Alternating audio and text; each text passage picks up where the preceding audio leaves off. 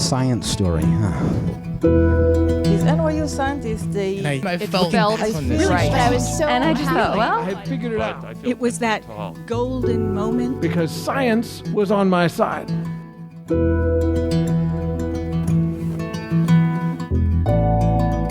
Hi guys, welcome to the Story Collider, where we bring you true personal stories about science.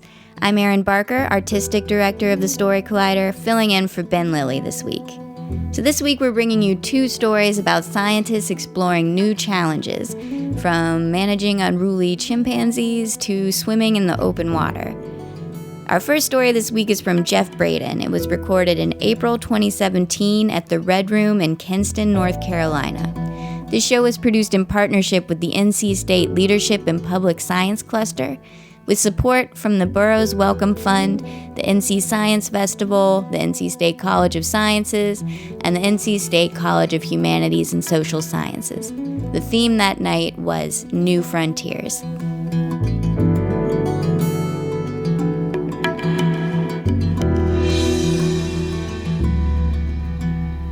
So in spring of 1977, I was a student teacher, and I had just sent my first and second graders out of the classroom to go get on those yellow buses when, over the intercom at Mabel C. O'Donnell Elementary School, I hear, Mr. Braden, you have a long-distance phone call. Now, for those of you who have always dialed 10 digits, you have no idea how big this was. Back in 1977, it was a big deal to call a number outside of your area code, much less across state lines. So here I am, this little student teacher, and I'm like walking down the hallway, and everybody's going, ooh, oh, long distance phone call, all right. And the secretary hands me the phone. She said, it's long distance.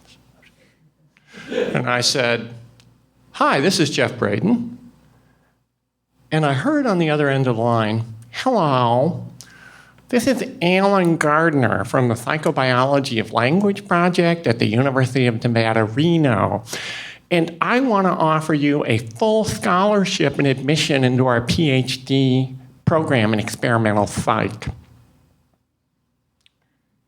And that struck me as odd for really three reasons.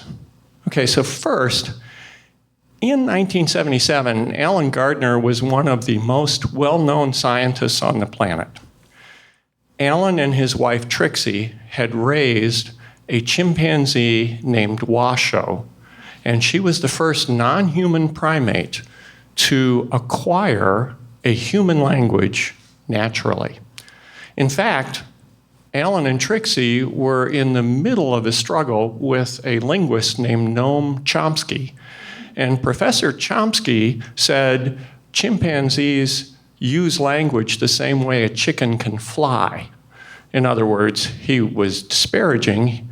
Noam Chomsky's position was only humans could acquire language, and the Gardners said, well, we have this research to show otherwise.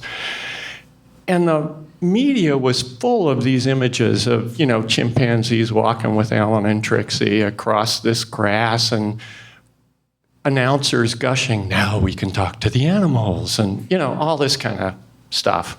So I thought it was pretty unlikely that one of the most famous scientists on the planet would be calling me. There was a second reason why I thought it was unlikely. I had never applied to the University of Nevada, Reno. I had never contacted them. I hadn't even looked at graduate school. My game plan was to get married that summer and start my career as an elementary school teacher in rural Wisconsin. So I thought it was pretty unusual to have a world-famous scientist call me out of the blue. I've never talked to him, never contacted him, and offer me a full ride to get my PhD.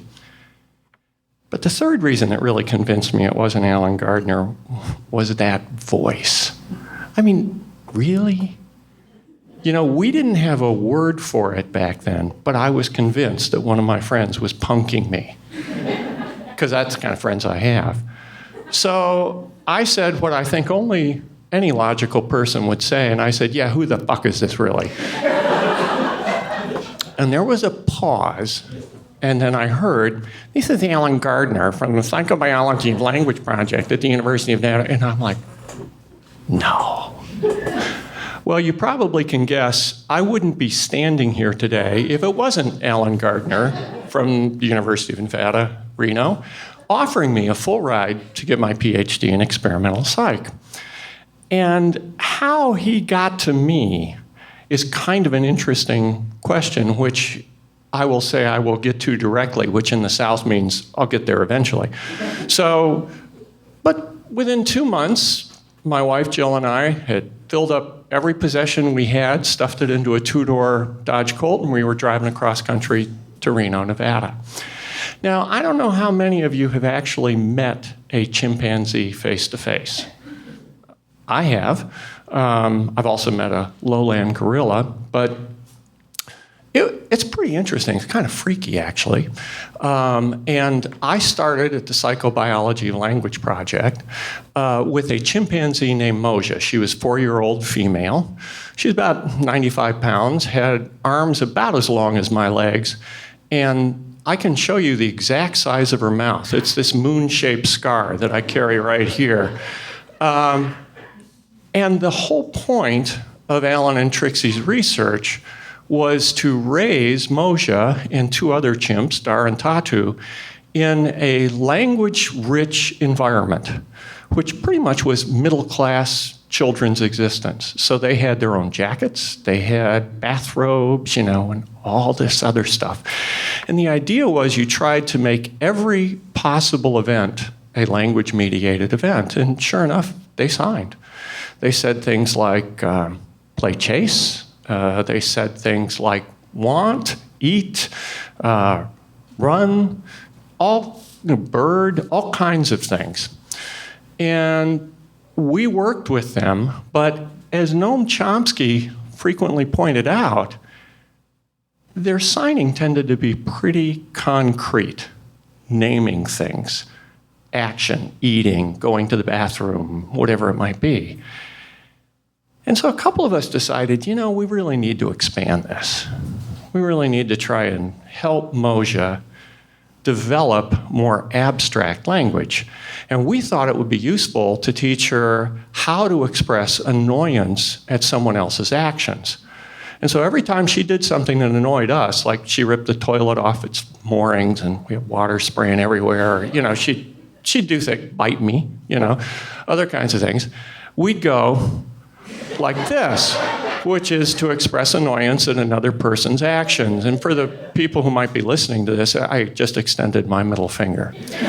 And so we worked a lot with her, and we did this. Well, a couple of weeks after we started this, Alan had Dar, and one of my other colleagues had Tatu, and I had Moja, and we took them outside when they were playing and running around. And the downside of raising chimpanzees like children is if they want to run away, you can't catch them. They'll go right up on a roof and forget about it. And so Moja decided she was going to take off, and she went up on the big roof of the big house. And there's something really paradoxical about chimpanzees. To get them to come back to you, you scare them. When they are frightened, they seek physical contact with the dominant person in the group. And so Moja took off, Alan looked up, and he goes, okay. And he picks up this rock, and he goes, ooh, ooh, ooh, and he throws the rock. Not at Moja, but near Moja, so that the sound would scare her, and she would come running back, and Moja went like this. Now, the other guy and I are falling on the ground laughing.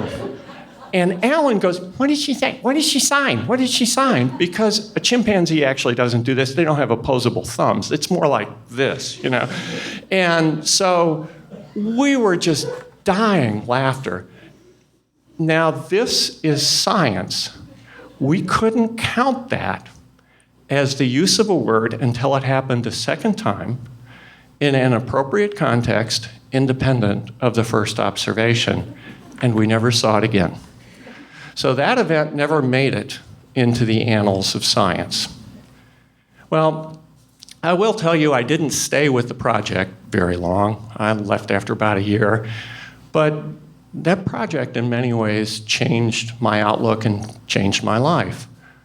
I learned a couple of things, really about not just chimpanzees, but about myself. I learned that I could pick up things about as quick, maybe even quicker, than some of the other grad students. I learned that learning about behavior was fascinating. I learned that I had the disposition to observe dispassionately and try and link the behavior I saw to theories of behavior and motivation.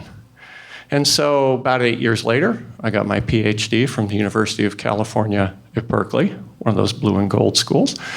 And I went on to a career where I either held tenure or a tenure line position at 4 different universities, worked with probably over 100 grad students along the way as a social scientist. So I did tell you that I would get to the point about how Ellen found me. And this is how it happened. I was teaching American Sign Language at my first alma mater, Beloit College, small liberal arts school in Wisconsin. And one of the fellow students in my class had applied to work on the project and listed a professor of psychology as his reference. Now, that professor of psychology and I knew each other because Beloit's a small community in a very small town, but I never had him for a class. I never did any work with him. But when Alan contacted him, he said, well, the guy you're talking about is really good, but the guy you really ought to be talking to, is Jeff Braden. And Alan tracked me down at this elementary school in Illinois and made that call. That act of unrequested, unbidden kindness and advocacy on my behalf changed my life. So when people ask me, did working with chimpanzees prepare you for a career teaching undergraduate students? I say, yeah, not really, but it was invaluable preparation for my 2 terms on faculty senate. What I don't often say is it also taught me that very often the greatest influence that professors have on future scientists is outside the lab and outside the classroom. And I've tried to remember that throughout my career. Thank you.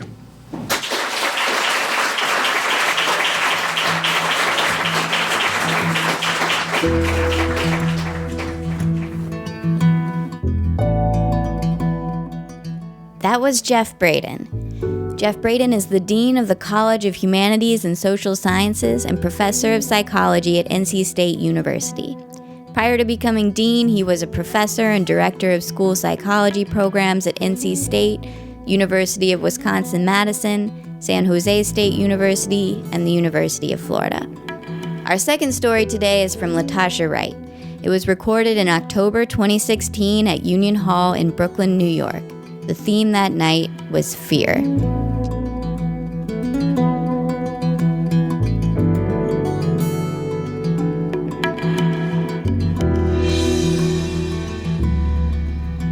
So after 4 years of college, I got a BS in chemistry.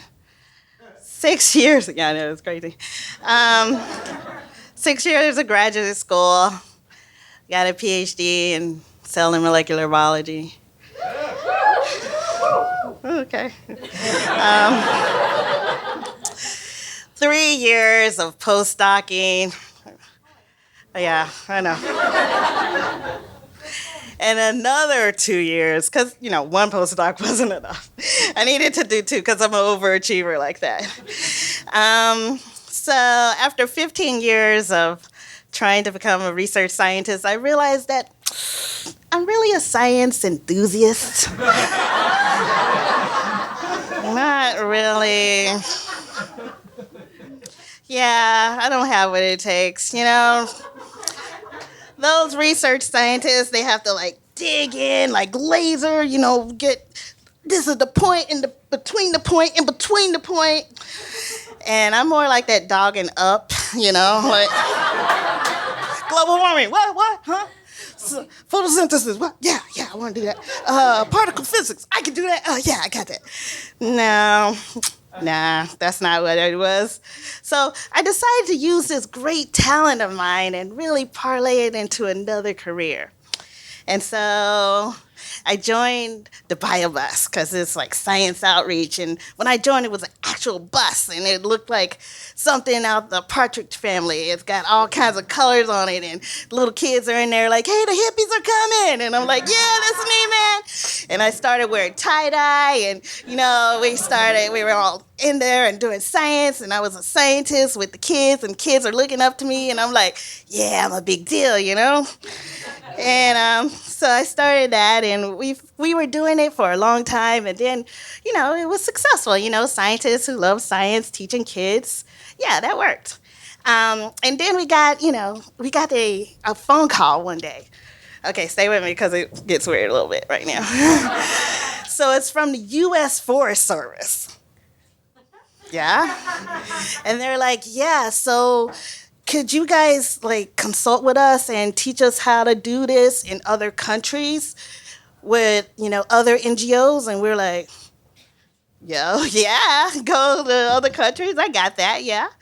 And so they, you know, this woman's name was Natasha. She's super sweet, even shorter than me. And then Christina, they're from the Forest Service, so they showed up. And then they brought with them this man from Egypt. His name was Amr. And I don't know if you've ever met somebody, the first time you meet them, you're like, are you my daddy? Because he was just such a force of nature, and he was just so passionate and everything. And I was just like, I just want your approval. Yeah. Let's not talk about that. And so then, after all of this work, he was like, yeah, you know, you guys should come to Egypt and help us. And so they were getting a bio boat. Yeah, like a yacht, guys, a yacht in Egypt. And I was like, yeah, I can help you. Yeah, I can do that. So you want me to develop a marine biology curriculum for the Red Sea? I got that, yeah. You know, and because I've always wanted to go to Egypt, right? It's when I was little, I used to think about like, oh, I would want to see the pyramids and ride on the camels, and you know, I used to watch Charleston Heston partying the Red Sea. I'm from Mississippi, guys, sorry. And I was like, I totally am gonna go like this when I see the Red Sea, and see what happens. I don't know, my part.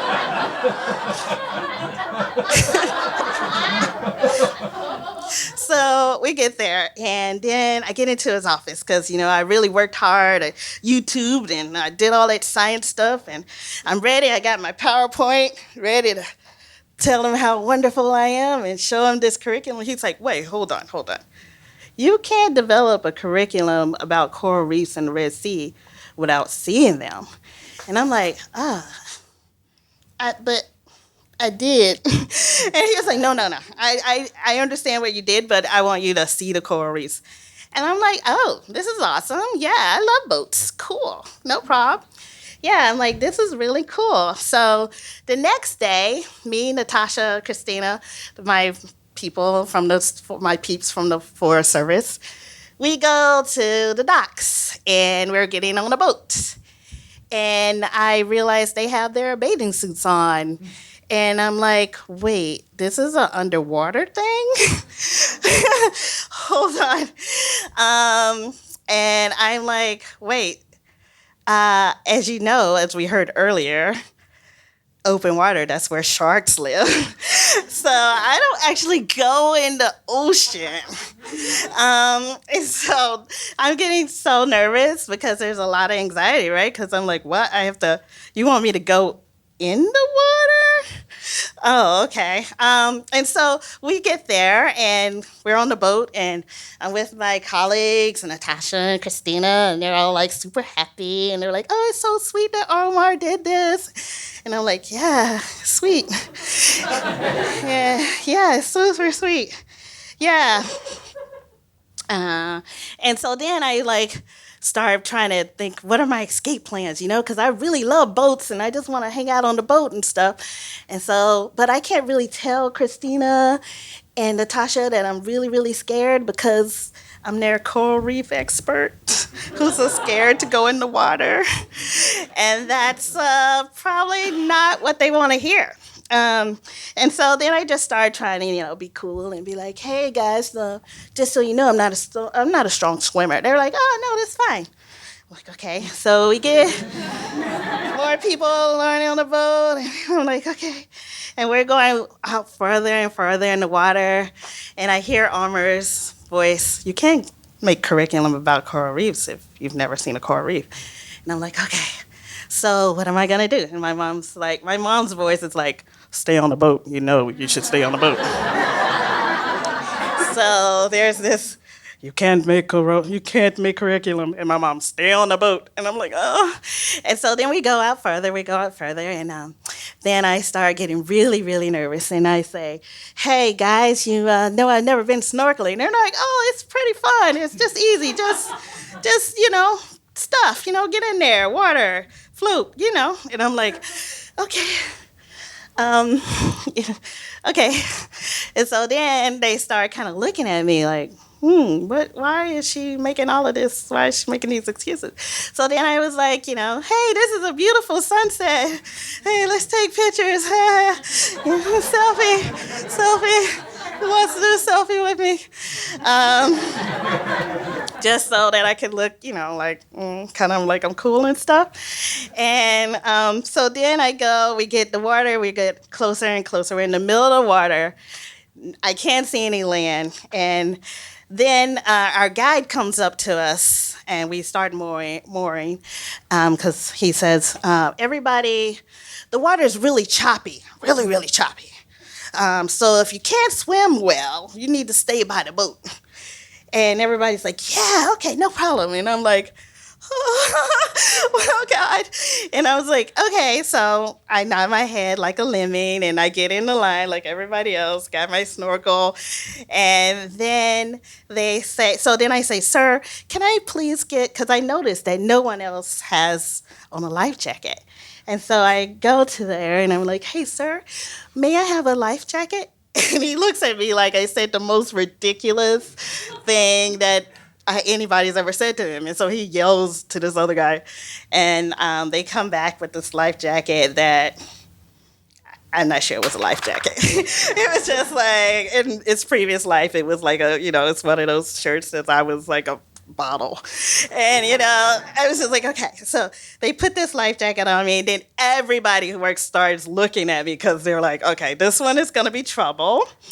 And he tells me, "Oh, if you get in trouble, just raise your hand when you're in the water." And I'm like, is this elementary school? What do you mean, raise your hand when I'm drowning? That's what you mean? I'm going to be like, "Oh, I'm drowning. Please help me." Yeah. No. So I'm like, okay. So what am I going to do? So then I get in the line, and I see moment of truth. What should I do? I hear Omar's voice in my head saying, "You can't do curriculum for the Red Sea if you've never been in the Red Sea." And I hear my mom saying, "You better stay on that boat, girl." And then I see, and then the ladder, everybody's climbing down. And so I get to the edge, and I look at the water, and it looks like the jaws are down there or something. I don't know. I'm just so scared. But instead of taking the ladder, because I can't force myself to do that, I just jump in the water. And I can hear while I'm jumping all of the people on the boat going, "Oh!" Because they thought that I just, slipped off the ladder. And then I submerged, and then I came back up. And I started panicking because I could still hear my mom's voice in my head, like, "Get back on the boat. Get back on the boat. And Amar's voice like, oh, I don't know why I trusted you. And then something miraculously happened. Natasha jumps in and she looks at me and she says, just look down. And it's amazing, but I just looked down and all the voices stopped. It was just silence. And I saw the most beautiful sight that I've ever seen. I saw the colors. I saw little fish coming at each other. I just wanted to be immersed in this world.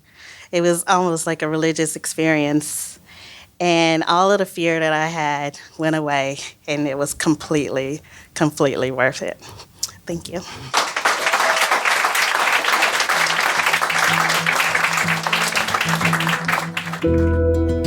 That was Latasha Wright. Latasha Wright received her PhD from NYU in cell and molecular biology and went on to continue her scientific training at Johns Hopkins University and Weill Cornell Medical Center. In 2011, she joined the crew of the BioBus, a mobile science lab dedicated to bringing hands-on science and inspiration to students from all socioeconomic backgrounds. If you enjoyed today's story or are a fan of the podcast, please consider supporting us on patreon.com. If you sign up to donate $10 a month or more, we'll list your name in our show programs across the country. The Story Collider is grateful for the support of the Tiffany & Co. Foundation and of Science Sandbox, a Simons Foundation initiative dedicated to engaging everyone with the process of science.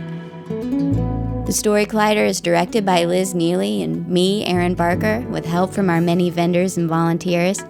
The stories featured in today's podcast were from shows produced by me and Nissa Greenberg. The podcast is produced by Zoe Saunders. The theme music is by Ghost. Special thanks to Red Room and Union Hall for hosting these shows, and to all the scientists out there facing their fears. Thanks for listening.